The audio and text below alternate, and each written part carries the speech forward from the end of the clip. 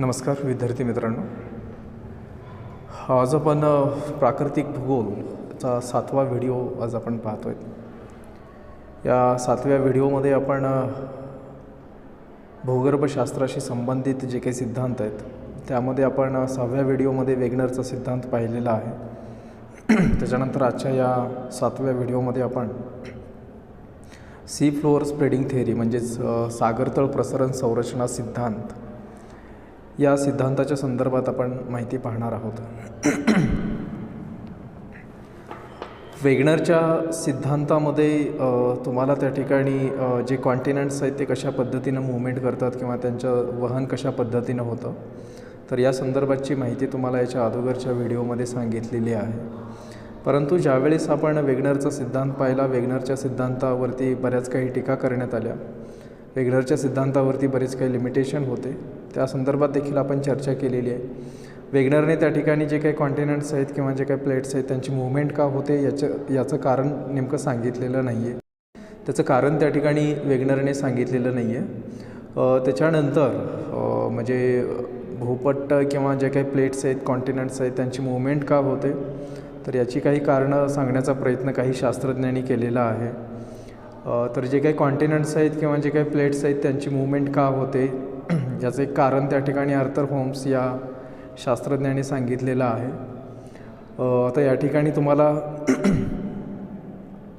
स्क्रीनवरती त्या ठिकाणी आर्थर होम्सची छोटीशी एक कन्व्हेक्शन सेल थिअरी दिलेली आहे. याच्यामध्ये त्या ठिकाणी आर्थर होम्सने जे काही आपले विचार मांडलेले आहेत ते कन्व्हेक्शन सेल थिअरीच्या आधारे मांडलेले आहेत. त्यालाच कन्व्हेक्शन करंट थिअरीसुद्धा म्हणतात किंवा यालाच मराठीमध्ये अधः अभिसरण प्रवाह म्हणतात. अधः अभिसरण प्रवाह म्हणजे लिथोस्पियरच्या खाली किंवा शिलावरणाच्या खाली किंवा भूपृष्ठाच्या खाली साधारणतः त्या ठिकाणी प्रावरणामध्ये शिलारसाचं एक सर्क्युलेशन चालतं आणि हे शिलारसाचं जे काही सर्क्युलेशन आहे आणि त्या सर्क्युलेशनला अनुसरूनच त्या ठिकाणी जे काही शिलावरणामध्ये वेगवेगळ्या प्लेट्स आहेत, मग त्या जमिनीच्या प्लेट्स असतील किंवा मग महासागराच्या प्लेट्स असतील, तर त्यांची त्या ठिकाणी या कन्व्हेक्शन सेलच्या आधारे मूव्हमेंट घडून येते. तर यालाच अधः अभिसरण प्रवाह म्हणतात. आर्थर होम्सचा अधः अभिसरण प्रवाह सिद्धांत किंवा यालाच कन्व्हेक्शन करंट थिअरी या नावाने देखील ओळखलं जातं. आता या ठिकाणी तुम्हाला दिलेले convection cells force behind drifting of continents. Convection currents जे काय आहेत किंवा कन्व्हेक्शन सेल थिअरी, जसं मी तुम्हाला सांगितलं की आर्थर होम्सने जे काही सांगितलेले आर्थर होम्सच्या मतानुसार, जसं तुम्हाला आता या डायग्राममध्ये वरच्या भागामध्ये इथं पृथ्वीचा सरफेसचा भाग दाखवलेला आहे आणि त्याच्यानंतर हा जो भाग आहे त्याच्या खाली त्या ठिकाणी मेंटल म्हणजेच प्रावरणाचा भाग दाखवलेला आहे. या प्रावरणामध्ये या ठिकाणी हे तुम्हाला कन्व्हेक्शन सेल दाखवलेले आहेत.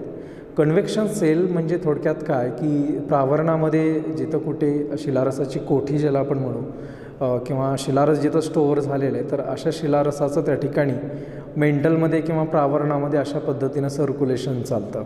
हे सर्क्युलेशन चालतं म्हणजे जशी एखादी नदी वाहते, नदीमधलं पाणी वाहतं, अगदी त्याच पद्धतीनं या ठिकाणी हे जे शिलारस आहे या शिलारसाचं एखाद्या पाण्याच्या प्रवाहासारखं त्या ठिकाणी या प्रावरणामध्ये सर्क्युलेशन चालतं. म्हणजे हे सगळीकडेच त्या ठिकाणी पृथ्वीवरती सरफेसच्या खालच्या भागामध्ये सगळीकडेच हे अशा पद्धतीनं त्या ठिकाणी सर्क्युलेशन चालणार आहे. आता या ठिकाणी तुम्ही पाहतायत की या भागामध्ये त्या ठिकाणी हा जो काही शिलारस आहे हा शिलारस वरती येण्याचा प्रयत्न करतो आहे. इथं हा जो काही शिलारस आहे तो शिलारस वरती येण्याचा प्रयत्न करतो आणि त्याच्यानंतर बहुतांश या ठिकाणी जो शिलारस आहे तो या डायरेक्शनने त्या ठिकाणी मूव्हमेंट करतो आहे आणि जिथून वरती शिलारस येण्याचा प्रयत्न करतो त्या ठिकाणी सतत त्या ठिकाणी शिलारसाचा आघात या सरफेसला होतो आहे किंवा या ठिकाणी जो भूकवचाचा भाग आहे त्या ठिकाणी सातत्याने या शिलारसाचा आघात इथं होणार आहे आणि त्याच्यामुळे काय होतं की वरती पृथ्वीचा जो काही सरफेसचा भाग आहे तर हा सरफेसचा जो काही भाग आहे तो 2 पार्टमध्ये डिवाईड होणार आहे आणि 2 पार्टमध्ये डिवाईड झाल्यानंतर जसं तुम्ही इथं पाहतायत की शिलारसाचं जे काही वहन आहे ते या डायरेक्शनने आहे आणि त्याचबरोबर या बाजूला देखील शिलारसाचं जे वहन आहे ते या डायरेक्शनने आहे. त्याच्यामुळे इकडून वाहणारा जो काही शिलारस आहे तर त्याला अनुसरून त्याच्यावरती असणारी जी काय प्लेट आहे तर त्या प्लेटचं डायरेक्शनसुद्धा या दिशेने असेल. त्याच्यानंतर या बाजूला वाहणारा जो काही शिलारस आहे किंवा या डायरेक्शनने जो वाहणारा शिलारस आहे तर त्याला अनुसरून त्याच्यावरती असणारी जी काही प्लेट आहे तर त्याचीही मुवमेंट त्या शिलारसाला किंवा त्या कन्व्हेक्शन सेलला अनुसरून या बाजूने असेल. म्हणजे थोडक्यात काय की मेंटलमध्ये किंवा प्रावरणामध्ये असणारं जे काही कन्व्हेक्शन सेल आहेत किंवा किंवा जे काही त्या ठिकाणी अभिसरण प्रवाह आहेत या अभिसरण प्रवाहामुळे त्या ठिकाणी सरफेसचा जो काही भाग आहे त्याच्यावरती भेगा निर्माण होतात, ते एकमेकापासून दूर जातात आणि तिथून या प्लेट्स मूव्हमेंट करायला लागतात. ज्या भागामध्ये त्या ठिकाणी शिलारस वरती येण्याचा प्रयत्न करतो तिथून दोन प्लेट एकमेकापासून दूर सरकतात. आणि इथं तुम्ही पाहतायत की हे जे काही कन्व्हेक्शन सेल आहेत तर हे खालच्या डायरेक्शनने खाली येत आहेत दोन्ही बाजूने. तर या ठिकाणी काय होईल की दोन प्लेट्स एकमेकाकडे सरकतील.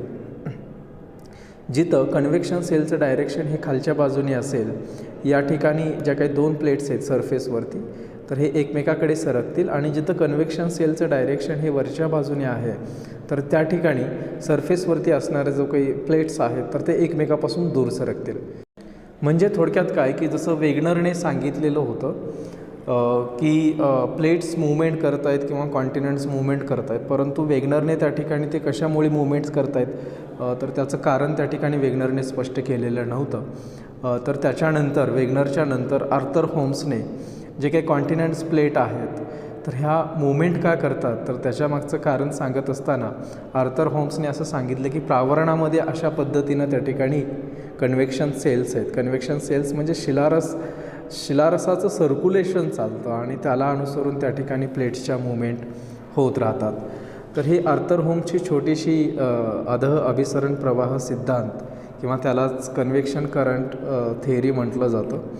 तर हा एक छोटासा सिद्धांत आहे ज्याच्या आधारे आपल्याला स्पष्ट होईल की जे काही कॉन्टिनेंट्स प्लेट आहेत किंवा पृथ्वीच्या वरच्या भागामध्ये ओशियन प्लेट असेल, कॉन्टिनेंट प्लेट असेल, हे मूवमेंट करण्यामागचं कारण म्हणजे त्या ठिकाणी कन्व्हेक्शन सेल आहेत. प्रावरणामध्ये असणारे जे काय अभिसरण प्रवाह आहेत या प्रवाहामुळे त्या ठिकाणी या प्लेट्स मूवमेंट करतात.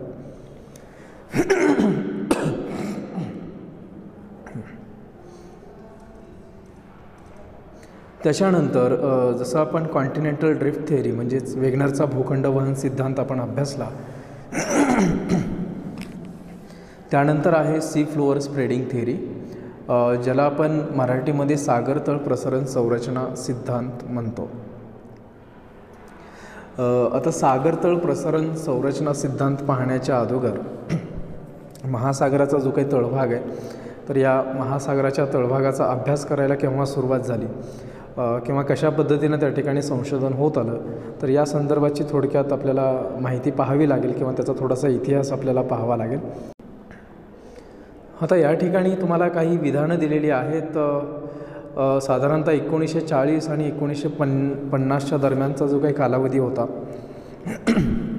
या कालावधीमध्ये मोठ्या प्रमाणावर त्या ठिकाणी महासागराचा जो काही तळभाग आहे त्या महासागराच्या तळभागाचं संशोधन किंवा रिसर्च करण्यात आलेलं आहे. त्याच्या अगोदर महासागराच्या तळभागामध्ये एवढं संशोधन करण्यात आलेलं नव्हतं किंवा एवढं रिसर्च झालेलं नव्हतं. तर त्याच्यामागचं कारण असं आहे की साधारणतः 1940 ते 1950च्या दरम्यान त्या ठिकाणी दुसऱ्या महायुद्धाला सुरुवात झालेली होती किंवा या कालावधीमध्ये दुसरं महायुद्ध घडून आलेलं होतं. तर या दुसऱ्या महायुद्धामध्ये त्या ठिकाणी पाणबुड्यांचा उपयोग खूप मोठ्या प्रमाणावर केला गेलेला होता. म्हणजे दुसरं जे महायुद्ध आहे या युद्धामध्ये त्या ठिकाणी पाणबुड्यांचा उपयोग खूप मोठ्या प्रमाणावर केला गेला होता. तर या ज्या काही पाणबुड्या आहेत या पाणबुड्या त्या ठिकाणी महासागराच्या तळभागामध्ये ते ट्रॅव्हलिंग करतात.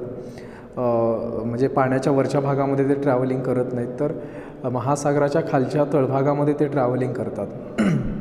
आणि पहिल्यांदा माणूस त्या ठिकाणी महासागराच्या तळभागामध्ये उतरला आणि त्यानंतर प्रवास करत असताना किंवा महासागराच्या तळभागामध्ये ट्रॅव्हलिंग करत असताना त्याला त्या ठिकाणी महासागराचा जो काही तळभाग आहे तो एकदम सपाट आढळून आला नाही. तर महासागराचा तळभागसुद्धा जसं जमिनीवरती उंच सकलपणा आहे किंवा कुठे खोलगट भाग आहे, कुठे उंचवटा आहे, पर्वत आहेत, पठारं आहेत, मैदानं आहेत, अगदी त्याच पद्धतीनं ज्यावेळेस सर्वात प्रथम त्या ठिकाणी माणूस महासागराच्या तळभागावरती आला त्यावेळेस त्याला महासागराच्या तळभागावरती अशाच पद्धतीनं वेगवेगळे लँडफॉर्म किंवा महासागराचा तळभाग सगळीकडे एकसारखा त्याला आढळून आला नाही. आणि तेव्हापासून मग त्या ठिकाणी महासागराचा जो काही तळभाग आहे त्याच्यावरती त्या ठिकाणी रिसर्च आणि संशोधन करायला सुरुवात झाली. आता याच्यामध्ये महासागराचा जो काही तळभाग आहे त्याच्यामध्ये सबमरीन हिल्स काही ठिकाणी आढळून आल्या. सबमरीन हिल्स म्हणजे सागरीय टेकड्या किंवा सागरीय पर्वत त्याला आपण म्हणू. तर असा काही भाग महासागराच्या तळभागामध्ये आढळून आला. त्याच्यानंतर गियॉट्स असतील, गियॉट्स म्हणजे सागरीय पठार या महासागराच्या तळभागामध्ये आढळून आले. त्याच्यानंतर मिड ओशिनिक रिज म्हणजे मध्यसागरीय कटक, त्याचबरोबर ट्रेंचेस म्हणजे सागरीय गर्ता. तर असे काही वेगवेगळे लँडफॉर्म या महासागराच्या तळभागामध्ये आढळून आले. तसं पाहायला गेलं तर त्या ठिकाणी महासागराचा जो काही तळभाग आहे किंवा याच्या अगोदरचा जो कालावधी होता, याच्या अगोदरच्या कालावधीमध्ये त्या ठिकाणी कोणीही म्हणजे महासागराचा तळभाग पाहिला नव्हता. आणि वरूनच त्या ठिकाणी कल्पना केली जायची की जसं पाण्याचा वरचा भाग एकदम सपाट आहे, फ्लॅट आहे, अगदी तशाच पद्धतीनं महासागराच्या खालचा भागसुद्धा तसाच असावा. परंतु ज्यावेळेस दुसरं महायुद्ध घडून आलं त्यावेळेस दुसऱ्या महायुद्धामध्ये ज्यावेळेस पाणबुड्यांचा वापर मोठ्या प्रमाणावर झाला त्यावेळेस सर्वात प्रथम माणसाला कळलं की महासागराचा जो काही तळभाग आहे तो फ्लॅट नाही आहे, सपाट नाही आहे. जसं जमिनीवरती चढ उतार आहे, जसं जमिनीवरती वेगवेगळे लँडफॉर्म आहेत, तसंच महासागराच्या तळभागावरती सुद्धा वेगवेगळे लँडफॉर्म आहेत. आणि मग हे संशोधन आणि रिसर्च करत असताना काही शास्त्रज्ञांच्या पुढे त्या ठिकाणी काही प्रश्नांची निर्मिती झाली. आणि या संशोधनामधून जे प्रश्न समोर आले किंवा त्या ठिकाणी हे रिसर्च करत असताना शास्त्रज्ञांना जे काही प्रश्न पडले त्याच्यामध्ये एकूण 3 प्रश्नांचा उल्लेख या ठिकाणी केलेला आहे. या ठिकाणी पहिला प्रश्न असा होता की ocean crust not older than mid Mesozoic, म्हणजे सागराचे जे काही तळभाग आहेत तर ते सागराचे तळभाग हे मेसोझोइक कालावधीच्या अगोदरचे नाही आहेत. म्हणजे मेसोझोइक कालावधीच्या नंतरचे सगळे महासागराचे तळभाग आहेत. मग ते पॅसिफिक महासागराचा तळभाग असेल किंवा अटलांटिक महासागराचा तळभाग असेल किंवा मग हिंदी महासागराचा तळभाग असेल.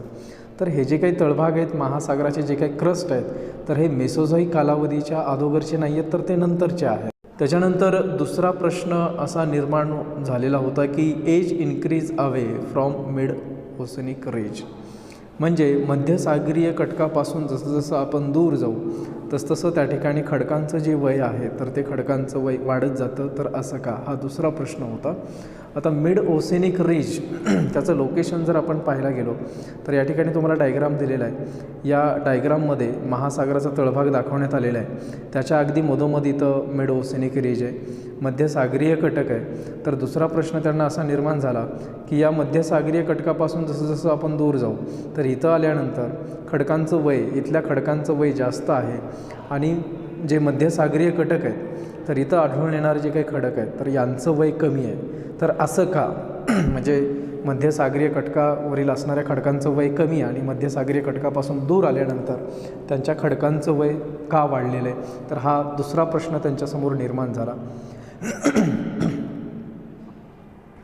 तिसरा जो प्रश्न होता तो म्हणजे seamounts deform at trenches, तर जे काही सागरीय पर्वत आहेत तर हे सागरीय पर्वत त्या ठिकाणी सागरीय गर्तेच्या जवळच का आढळून येतात.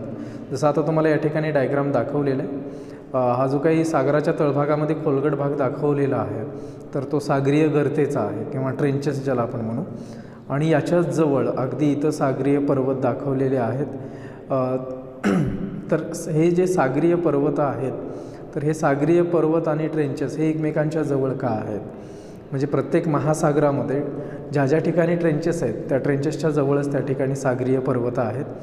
तर याच्यामागचं नेमकं कारण काय, तर हा तिसरा प्रश्न त्या ठिकाणी या शास्त्रज्ञांच्या समोर निर्माण झाला होता. म्हणजे ज्यावेळेस महासागराच्या तळभागाचं संशोधन रिसर्च करायला सुरुवात झाली त्यावेळेस त्या ठिकाणी शास्त्रज्ञांच्या समोर हे 3 प्रश्न निर्माण झाले होते. त्याच्यामध्ये पहिला प्रश्न असा होता की जे काही ओशिनिक क्रस्ट आहेत किंवा महासागराचे जे काही तळभाग आहेत ते मिड मेसोझोइक म्हणजे मध्य मेसोझोइक कालावधीच्या नंतरचे आहेत. आता हे मध्य मेसोझोइक जो कालावधी आहे तो जिओलॉजिकल टाईमस्केल आहेत.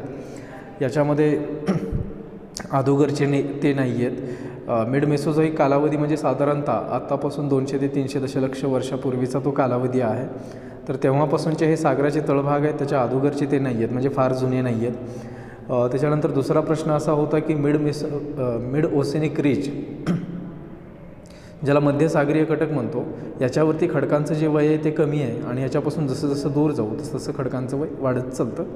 तिसरा प्रश्न असा होता की seamounts deform at trenches, म्हणजे सागरीय पर्वत आणि गर्ता हे एकमेकांच्या जवळ समांतरच आढळून येतात, तर असं का? तर हे 3 प्रश्न शास्त्रज्ञांच्या समोर होते आणि मग या 3 प्रश्नांचं उत्तर शोधण्याचं जे काम आहे तर ते हॅरियास आणि डाएट्स यांनी त्या ठिकाणी त्या 3 प्रश्नांची उत्तरं शोधण्याचा प्रयत्न त्या ठिकाणी केला. साधारणतः 1960 साली हॅरी हॅस आणि डाएट्स यांनी या 3 प्रश्नाची उत्तरं शोधण्याचा त्या ठिकाणी प्रयत्न केला आणि ही उत्तरं शोधण्यासाठी किंवा यामागची मिस्ट्री काय आहे हे उलगडून काढण्यासाठी त्यांनी त्या ठिकाणी सी फ्लोअर स्प्रेडिंग थेरी किंवा सागरतळ प्रसरण संरचना सिद्धांत हा 1960 साली त्या ठिकाणी जगासमोर आणला आणि या सिद्धांताच्या आधारे त्यांनी त्या ठिकाणी या 3 प्रश्नाची जी उत्तरं आहेत ते शोधून काढण्याचा त्या ठिकाणी त्यांनी प्रयत्न केला.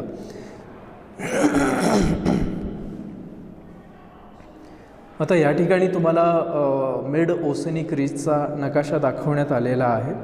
मिड ओसेनिक रिज ज्याला मराठीमध्ये मध्यसागरीय कटक म्हणतात. मध्यसागरीय कटक म्हणजे काय थोडक्यात की महासागराच्या मध्यभागामध्ये तळभागामध्ये महासागराचा जो काही तळभाग आहे त्याच्या अगदी मधोमध जशी एखादी पर्वतरांग असते अगदी त्या पद्धतीनं महासागराच्या तळभागावरती अशी छोटीशी एक पर्वतरांग ज्याला मराठीमध्ये कटक म्हणतात ती आढळून येते, ज्याला मध्यसागरीय कटक म्हणतात. आता इथं नकाशामध्ये तुम्ही पाहू शकता की जो अटलांटिक महासागराचा भाग आहे हा अटलांटिक महासागराचा भाग आहे, याच्या तळभागावरती अगदी मधोमध या ठिकाणी एक कटक दाखवलेले, ते अगदी अटलांटिक महासागराच्या आकाराचा यस आकाराचा आहे आणि ते अगदी सेंटरला आहे. सर्वात अगोदर जे मध्य महासागरीय कटक आहे ते अटलांटिक महासागरामध्ये असणारे हे कटक त्याच्यावरती संशोधन करण्यात आलं, रिसर्च करण्यात आलं आणि मग शास्त्रज्ञांना असं वाटलं की प्रत्येक महासागराच्या मधोमध असं एक मध्य महासागरीय कटक असावं. त्याच्यामुळे त्याला जे नाव देण्यात आलं ते नाव म्हणजे मिड ओसेनिक रिज किंवा मध्यसागरीय कटक. त्याच्यानंतर हिंदी महासागरामध्ये जर आपण पाहिलं तर हिंदी महासागरामध्ये या ठिकाणी तुम्हाला हिंदी महासागर दाखवलेले, त्याच्या तळभागाची रचना दाखवलेली आहे. तर या ठिकाणी हिंदी महासागरामध्ये सुद्धा हा उंचवटा तुम्हाला दिसतोय, ज्यालाच मिड ओसेनिक रिज म्हटलं जातं, मध्यसागरीय कटक म्हटलं जातं. त्यानंतर इथं पॅसिफिक महासागराची तळरचना तुम्हाला दिलेली आहे. तर इथंसुद्धा तुम्ही पाहतायत की जे मिड ओसेनिक रिज आहे आता हे पॅसिफिक महासागराच्या मधोमध नाही आहे, परंतु पॅसिफिक महासागराचा जो काही आग्नेयेकडला भाग आहे तर त्या ठिकाणी हे मध्य महासागरीय कटक आहे. तर यांना मिड ओसेनिक रिज म्हटलं जातं. तर थोडक्यात अटलांटिक महासागर असेल किंवा पॅसिफिक महासागर असेल किंवा मग हिंदी महासागर असेल तर या ठिकाणी त्यांची लोकेशन कुठे येतात, या मिड ओसेनिक रिजची लोकेशन तुम्हाला या नकाशाच्या माध्यमातून दाखवलेली आहेत. त्याच्यानंतर मिड ओसेनिक रिज किंवा जे मध्य सागरीय कटक आहे तर या मध्य सागरीय कटकांची निर्मिती कशी होते तर या डायग्रामच्या माध्यमातून तुम्हाला या ठिकाणी तुम्हाला महासागराचा तळभाग दाखवलेला आहे. महासागराचा जो काही तळभाग आहे त्याच्याखाली हा पूर्ण मेंटलचा भाग दाखवलेला आहे आणि हे जे काही सर्क्युलेशन दाखवलेलं आहे हे सर्क्युलेशन कन्व्हेक्शन सेलचं दाखवलेलं आहे, ज्याला आपण अभिसरण प्रवाह म्हणतो. अभिसरण प्रवाह म्हणजे काय किंवा कन्व्हेक्शन सेल म्हणजे काय हे तुम्हाला याच्या अगोदर सांगितलेलं आहे की आर्थर होम्सची कन्व्हेक्शन सेल थेअरी काय आहे. तर मेंटलमध्ये हे अशा पद्धतीनं त्या ठिकाणी कन्व्हेक्शन सेल चालतात. आता जिथं कन्व्हेक्शन सेल वरच्या दिशेने येतो आहे या ठिकाणी काय होईल की शिलारस सातत्यानं त्या ठिकाणी महासागराचा जो काही तळभाग आहे तर त्याच्यावरती हा आघात करायला लागेल आणि ज्यावेळेस हा या ठिकाणी आघात करायला लागेल त्यावेळेस ओशियन क्रस्ट किंवा महासागराचा जो काही तळभाग आहे तर त्याचे 2 पार्ट होतील आणि कन्व्हेक्शन सेलला अनुसरून महासागराचा इकडली जी काही बाजू आहे ती या दिशेने मूव्हमेंट करायला लागेल आणि महासागराची ही जी काही इकडली बाजू आहे तर तीही या दिशेने मूव्हमेंट करायला लागेल. म्हणजे या ज्या काही 2 महासागराच्या प्लेट्स तयार झालेल्या आहेत त्यांचं जे काही विभाजन झालेलं आहे तर हे कन्व्हेक्शन सेलला अनुसरून आता हे एकमेकापासून काय होतील, दूर जायला लागतील आणि मेंटलमधून सातत्याने येणारा जो काही शिलारस आहे तो शिलारस या ठिकाणी या भागामधून ज्यावेळेस हे दोघांचं विभाजन होईल त्यावेळेस इथून हा शिलारस बाहेर पडायला लागेल आणि शिलारस बाहेर पडल्यानंतर त्या ठिकाणी हा शिलारस थंड होईल. आता हा जो काही शिलारस आहे तो बेसॉल्टिक प्रकारचा आहे. बेसॉल्टिक प्रकारचा शिलारस जो अगदी पातळ स्वरूपाचा असतो तो थोडासा दूर अंतरापर्यंत पसरतो, त्याच्यामुळे याची उंची तेवढी जास्त वाढणार नाही. परंतु जिथपर्यंत या सागरीय क्रस्टचं विभाजन झालेलं आहे तिथपर्यंत हा उंचवटा तयार होईल. त्याला आपण मिड ओशिनिक रिज म्हणतो किंवा त्याला आपण मध्यसागरीय कटक म्हणतो. तर या भागामध्ये त्या ठिकाणी इथून सातत्यानं शिलारस वरती येईल. शिलारस वरती आल्यानंतर इथं मध्यसागरीय कटकांची निर्मिती होईल. आता एक लक्षात घ्या की समजा आता इथून शिलारस आला, या ठिकाणी तो थंड झाला, थंड झाल्यानंतर त्याच्यापासून खडक तयार होतात आणि नंतरच्या कालावधीमध्ये काय होईल की आता प्लेट्स या बाजूने त्या ठिकाणी सरकते आहे. ठीक आहे, आता प्लेट्सची जी काही मुवमेंट आहे ती या डायरेक्शनने असेल आणि या प्लेट्सची जी मुवमेंट आहे ती या डायरेक्शनने असेल. इथं ज्यावेळेस शिलारस वरती येईल, वरती आल्यानंतर इथं शिलारस थंड होईल, त्याच्यापासून काही खडक तयार होतील, परंतु हे खडक इथंच थांबणार नाहीत. कन्व्हेक्शन सेलला अनुसरून त्यांची मुवमेंट या दिशेने होईल. म्हणजे इथं असणारा खडक तो इथं येईल किंवा इथं असणारा जो खडक आहे तो पुढे मुवमेंट होईल त्याची, आणि पुन्हा खालून काय होईल की नव्याने शिलारस वरती येईल. वरती आल्यानंतर पुन्हा इथं नवीन खडक तयार होईल. नवीन खडक झाल्यानंतर हा खडकसुद्धा पुढे सरकणार आहे. म्हणजे होईल काय की हळूहळू इथं असणारा खडक तो पुढे पुढे जाईल. पुढे पुढे गेल्यानंतर या ठिकाणी असणारा जो खडक असेल तो अत्यंत जुना खडक असेल आणि त्याच्यानंतर जे मिड ओशिनिक रिजवरती असणारा खडक असेल त्याचं वय कमी असणार आहे, तो नवीन खडक असणार आहे. म्हणजे थोडक्यात सागर तळाचा जो काही भाग आहे तो प्रसरण पावतो आहे, म्हणजे तो एक्सपॅन्ड होतो आहे. हा महासागरामध्ये जे काही 2 प्लेट्स निर्माण झालेले ते एकमेकापासून दूर जात आहेत आणि त्याच्यामुळे होतं काय की इथून सतत येणारा नवीन शिलारस, त्याच्यापासून नवीन भूकवच निर्माण होतं, त्याच्यापासून नवीन खडक तयार होतात आणि जे दूर गेलेले खडक आहेत किंवा ह्या प्लेट्सची मुवमेंट या डायरेक्शनने आहे, त्याच्यामुळे काही भाग खडकाचा इथं येईल, त्याच्यामुळे इथल्या खडकांचं वय जास्त असेल आणि या ठिकाणी असणारा जो काही खडक आहे त्याचं वय, म्हणजे सागरीय कटकावरती एक्झॅक्ट निर्माण होणारे जे काही खडक आहेत तर त्यांचं जे वय आहे ते कमी असणार आहे. म्हणजे थोडक्यात जे काही प्रश्न निर्माण झाला होता की मध्यसागरीय भागावरती जे खडक आहेत त्यांचं वय कमी आहे आणि जसं जसं मध्यसागरीय कटकापासून दूर जाऊ तसतसं त्यांचं वय वाढत जातं, तर या प्रश्नाचं उत्तर शोधण्याचं काम हॅरियास आणि डायट्सने केलेलं आहे. आता मिड ओशिनिक रिज याच्या संदर्भात काही माहिती, काही विधानं तुम्हाला या ठिकाणी दिलेली आहेत. Rising limb of current breaks of ocean crust. Rising limb of current breaks the ocean crust म्हणजे नेमकं काय की जसं मी तुम्हाला आत्ता सांगितलं की ज्या काही 2 ओशियन क्रस्टच्या खालच्या भागामध्ये त्या ठिकाणी कन्व्हेक्शन सेलचं जर डायरेक्शन वरच्या बाजूला असेल तर इथून सतत त्या ठिकाणी जो शिलारस आहे तो वरती येण्याचा प्रयत्न करेल, ज्याला रायझिंग लिंब म्हणतात. ठीक आहे, तर हे रायझिंग लिंब इथून सतत त्या ठिकाणी शिलारस वर येण्याचा प्रयत्न करेल आणि त्याच्यानंतर काय होईल की या रायझिंग लिंबमुळे इथं भेग निर्माण होईल आणि 2 पार्ट त्या ठिकाणी निर्माण होतील. म्हणजे ओशियन क्रस्ट ब्रेक होणार आहे, त्याचं विभाजन होणार आहे आणि इथून जो काही लावारस वरती येणार आहे हा लावारस बेसॉल्टिक प्रकारचा असणार आहे किंवा यालाच बेसॉल्टिक इरप्शन म्हटलं जातं. तर इथून जो लावारस किंवा शिलारस बाहेर येणार आहे तो बेसॉल्टिक प्रकारचा राहणार आहे. त्याच्यानंतर दिलेले accumulation of lava ridge mid oceanic ridge, म्हणजे इथून बेसॉल्टिक लावा सतत बाहेर येईल, त्याचं डिपॉझिशन होईल, तो थंड होईल आणि त्याच्यापासून एक उंचवटा निर्माण होणार आहे.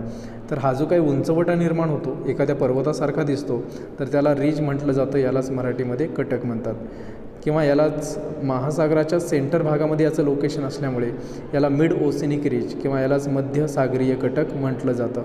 आणि त्याचबरोबर मिड ओशिनिक रिजपासून जो काही शिलारस किंवा लावारस सतत बाहेर येणार आहे तर याच्यामुळे काय होतं की नवीन खडक किंवा नवीन कवचाची निर्मिती होते किंवा महासागराचा जो काही नवीन कवचाचा भाग आहे तर तो या ठिकाणी सतत निर्माण होणार आहे.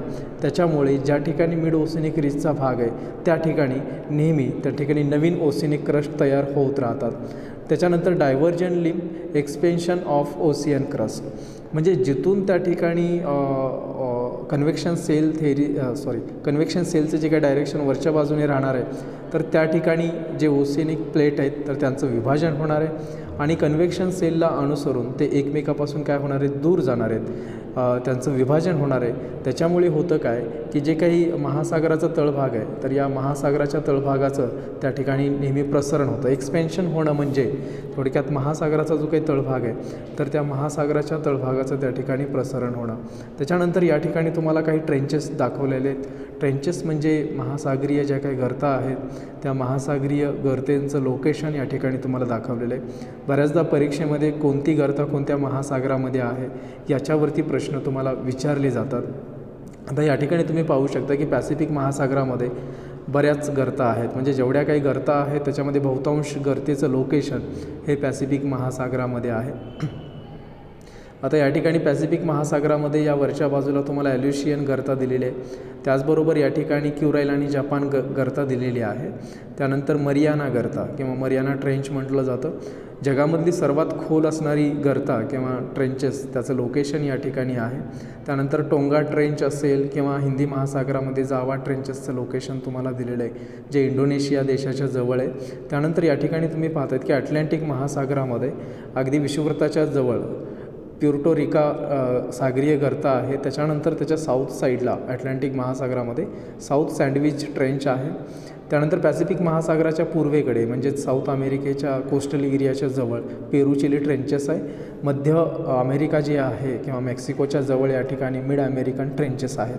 तर या काही महत्त्वाच्या गर्ता आहेत किंवा ट्रेंचेस आहेत.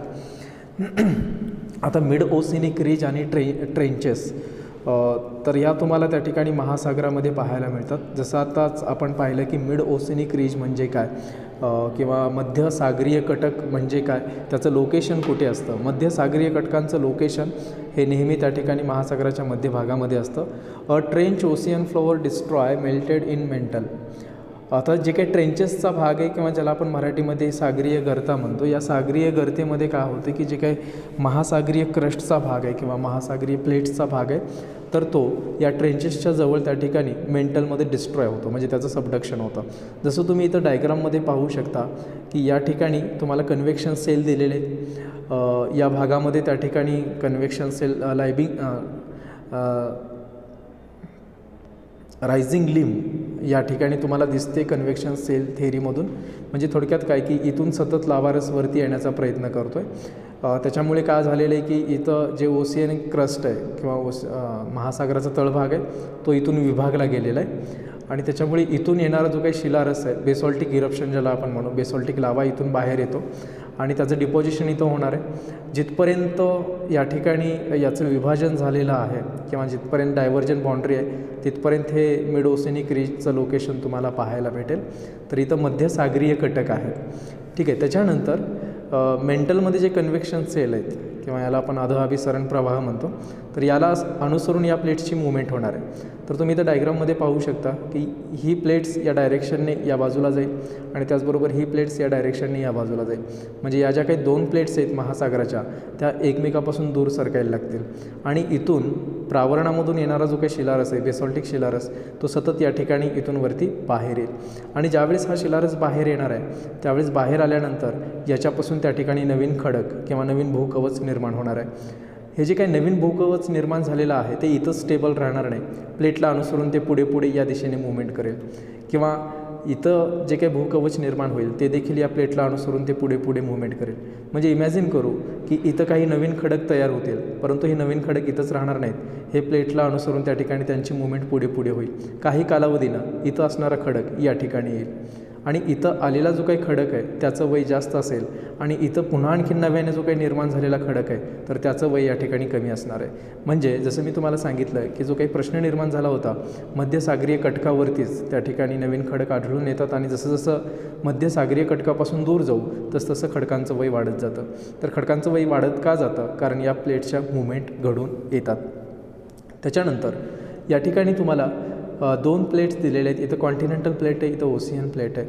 आता इथं कन्व्हेक्शन सेलचं तुम्ही डायरेक्शन पाहताय की कन्व्हेक्शन सेल इथं खालच्या दिशेने जात आहेत. कन्व्हेक्शन सेल दोन्ही बाजूला खालच्या दिशेने जात आहेत म्हणजे इथं दोन प्लेट्स एकमेकाच्या जवळ येत आहेत. आता दोन प्लेट्स ज्या काही एकमेकाच्या जवळ आलेल्या आहेत त्याच्यामध्ये जे ओशियनिक क्रस्ट आहे महासागरी जी काही प्लेट आहे तर तिचं सबडक्शन होतं म्हणजे त्या ठिकाणी प्रावरणामध्ये ही जी काही महासागरीय प्लेट आहे तर ती खाली खचते. खाली खचल्यानंतर इथं महासागराच्या तळभागामध्ये एक खोलगट भाग तयार होतो. हा जो काही खोलगट भाग तयार होतो त्याला आपण ट्रेंचेस म्हणतो किंवा त्यालाच आपण मराठीमध्ये त्या ठिकाणी सागरीय गर्ता म्हणतो. म्हणजे एक लक्षात घ्या की मध्यसागरीय कटकापाशी सागराचा तळभाग नवीन निर्माण होतो आहे आणि ट्रेंचेसपाशी सागराचा तळभाग नष्ट होतो आहे. म्हणजे महासागराचा नवीन तळभाग तयार होणं आणि त्याच्यानंतर सागरीय गर्तेमध्ये तो डिस्ट्रॉय होणं किंवा तो नष्ट होणं, तर ही अशा पद्धतीनं सर्क्युलेशन महासागराच्या तळभागाचं चालत राहतं. त्याच्यानंतर या ठिकाणी दुसरं जे विधान तुम्हाला दिलेलं आहे की oceanic crust heavier than continental crust. म्हणजे थोडक्यात काय की महासागराचे जे काही तळभाग आहेत ते जमिनीच्या तळभागापेक्षा वजनाने जड आहेत, त्यांची घनता जास्त आहे. त्याच्यामुळे होतं काय की त्या ठिकाणी ओशनिक क्रस्ट नेहमी प्रावरणामध्ये ते खाली खचतात, त्यांचं सबडक्शन होतं. त्यानंतर दिलेले ocean floor act like conveyor belt. Conveyor belt म्हणजे या ठिकाणी तुम्हाला असं सांगितलेलं आहे की जो काही महासागराचा तळभाग आहे किंवा जी काही ओशनिक प्लेट आहे तर ती ओशनिक प्लेट त्या ठिकाणी एखाद्या बेल्टसारखी सर्क्युलेशन बेल्टसारखी काम करते. म्हणजे इथं नवीन महासागराचा तळभाग तयार होणे आणि या ठिकाणी नवीन तयार झालेला जो काही महासागराचा तळभाग आहे तो नष्ट होणे, पुन्हा आणखीन या ठिकाणी नव्याने महासागराचा तळभाग तयार होतो. तर अशा पद्धतीनं महासागराचा तळभाग तयार होणे आणि नष्ट होणे यांच्यामध्ये एक सर्क्युलेशन चालतं, ते एखाद्या बेल्टप्रमाणे काम करतं. त्याच्यानंतरचं विधान तुम्हाला दिलेलं आहे की ocean floor cyclic process 300 millions years. म्हणजे आता हे जे काही जसं मी तुम्हाला आत्ता सांगितलं की जे महासागराचे तळभाग आहेत ते तयारीही होतात आणि नष्टही होतात. म्हणजे थोडक्यात काय की समजा एक संपूर्ण प्लेट आहे, ही संपूर्ण प्लेट आता इथं प्रावरणामध्ये नष्ट होते आहे, तर ही संपूर्ण प्लेट नष्ट होण्यासाठी आणि नवीन प्लेट तयार होण्यासाठी साधारणतः 300 दशलक्ष वर्षाचा कालावधी लागतो. आणि 300 दशलक्ष वर्षाचा कालावधीमध्ये एक सागरीय प्लेट तयार होऊन ती नष्ट होते. म्हणजे थोडक्यात काय की महासागराचे तळभाग हे नवीन आहेत. नवीन म्हणजे काय, जसं मी तुम्हाला सांगितलं की जो काही एक प्रश्न निर्माण झाला होता शास्त्रज्ञांना की जे काही महासागराचे तळभाग आहेत तर ते मिड मेसोझोइक कालावधीच्या नंतरचे आहेत, ते अगोदरचे नाही आहेत. म्हणजे मिड मेसोझोइक कालावधी हा साधारणतः आत्तापासून 250 ते 300 दशलक्ष वर्षापूर्वीचा आहे. आणि त्याच्यानंतरचे जे सगळे महासागरीय तळभाग आहेत, जमिनीचे तळभाग पाहिले तर ते खूप जुने आहेत, मिड मेसोझोइक कालावधीच्या अगोदरपासून त्यांचं अस्तित्व टिकून आहे.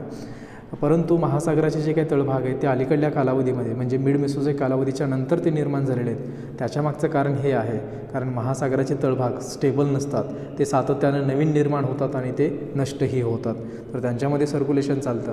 त्याच्यामुळे महासागराचे जे काही तळभाग आहेत तर ते महासागराचे तळभाग त्या ठिकाणी मिड मेसोझोइक कालावधीच्या नंतरचे आहेत. म्हणजे 300 दशलक्ष वर्षापूर्वीचे ते नाही आहेत, त्याच्या नंतरचे आपल्याला त्या ठिकाणी पाहायला मिळतात. त्यानंतर आणखीन एक प्रश्न असा निर्माण झालेला होता की सागरीय पर्वत आणि ट्रेंचेस यांचं जे काही लोकेशन आहे तर ते एकमेकांच्या जवळ असलेलं आपल्याला पाहायला मिळतं. तर आता या ठिकाणी आपण पाहूयात की जसं इथं ट्रेंचेसचं लोकेशन आहे किंवा इथं जर दोन महासागरीय प्लेट एकमेकाच्या जवळ येत असतील तर एका प्लेटचं सबडक्शन होणार आहे, ते खाली खचणार आहे, तिच्यापासून त्या ठिकाणी लावारस निर्माण होतो, अँडेसेटिक लावा निर्माण होतो, तो वरती येतो, वरती आल्यानंतर त्याच्यापासून त्या ठिकाणी सागरीय पर्वत निर्माण होतात आणि त्याच्यामुळे जिथपर्यंत त्या ठिकाणी ट्रेंचेस आहे किंवा सागरीय गर्ता आहे तिथपर्यंत समांतर त्याला सागरीय पर्वत आढळून येतात आणि या सागरीय पर्वताची जर उंची वाढली तर त्या ठिकाणी तो पर्वताचा भाग पाण्याच्या बाहेर येतो आणि आपण त्याला बेटं म्हणतो. म्हणजे जिथं जिथं सागरीय गर्ता आहे त्याच्याजवळ सागरीय पर्वत किंवा बेटं आपल्याला पाहायला मिळतात.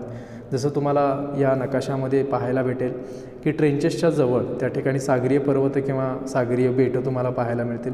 जसं या ठिकाणी ॲल्युशियन गर्ता आहे, ॲल्युशियन गर्तेच्या जवळच ॲल्युशियन बेटांची श्रंखला आहे. जपान क्युराईल गर्ता आहे, त्याच्याच जवळ जपान क्युराईल बेटं आहेत. मरियाना गर्ता आहे, त्याच्याच जवळ मरियाना बेटं आहेत.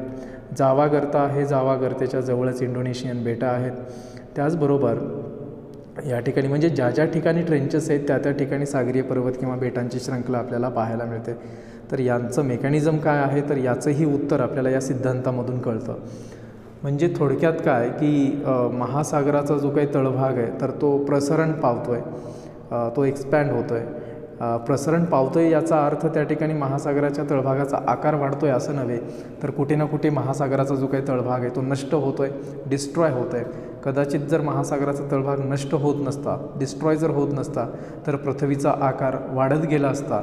तर त्याच्यामुळे महासागराच्या तळभागाच्या संदर्भात जे काही संशोधन झालं, जे काही रिसर्च झालं आणि त्या संदर्भात जे काही प्रश्न समोर आले शास्त्रज्ञांच्या, तर त्याची उत्तरं शोधण्याचं काम हॅरी हेस आणि डाएट्स यांनी या आपल्या सागरतळ प्रसरण संरचना सिद्धांतच्या माध्यमातून त्या ठिकाणी उत्तरं शोधण्याचा प्रयत्न केला. जे काही 3 प्रश्न निर्माण झाले होते, तर त्या तिन्ही प्रश्नाची उत्तरं त्यांनी या आपल्या सिद्धांताच्या माध्यमातून, सागरतळ प्रसरण संरचना सिद्धांत यांच्या माध्यमातून हॅरी हेस आणि डाएट्स यांनी देण्याचा प्रयत्न केलेला आहे. या सिद्धांताचा जो काही सिद्धांताच्या माध्यमातून त्यांना जे काही सांगायचं होतं ते म्हणजे असं की महासागराचे जे काही तळभाग आहेत, तर ते त्यांचं प्रसरण होतं आहे, ते महासागराचे क्रस्ट जे काय आहेत त्यांचं विभाजन झालेलं आहे, ते एकमेकापासून दूर जात आहेत, सातत्यानं ते प्रसरण पावत आहेत आणि कुठे ना कुठे त्यांचं डिस्ट्रॉय होतं आहे, ते नष्टही होत आहेत, त्यांच्यामध्ये एक सर्क्युलेशन आहे. तर हे सांगण्याचा प्रयत्न हॅरी हेस आणि डाएट्सने आपल्या सिद्धांताच्या माध्यमातून केलेला आहे. तर हा व्हिडिओ कसा वाटला नक्की त्या ठिकाणी कमेंटमध्ये सांगा. त्याचबरोबर लाईक करा, सबस्क्राईब करा. धन्यवाद.